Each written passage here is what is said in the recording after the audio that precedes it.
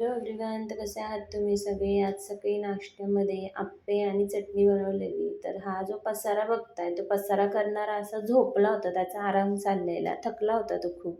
तर त्याला झोपवलं. दुपारी खिचडी भात आणि वेफर्स हेच खाल्लं.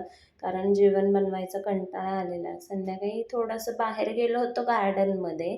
त्या गार्डनमध्ये एक किन्नर भेटला, तर त्याला पैसे दिले. गार्डनमध्ये सगळीकडे फिरलो. पिल्लूला पण दाखवलं. एवढं मोठं गार्डन पहिल्यांदाच बघितलं त्याने. त्यानंतर तिथे तलाव होतं, त्याच्यामध्ये खूप सारे मासे आणि कासव वगैरे खूप होते, तर ते दाखवले त्याला. त्यानंतर मी त्याला म्हणत होते, "इकडे बघ, इकडे बघ, फोटो काढूया आपण." तर त्याला ते पाणीच बघायचं होतं. तिथे मंदिर आहे गार्डनमध्ये, तर त्या मंदिरात गेलं, दर्शन घेतलं.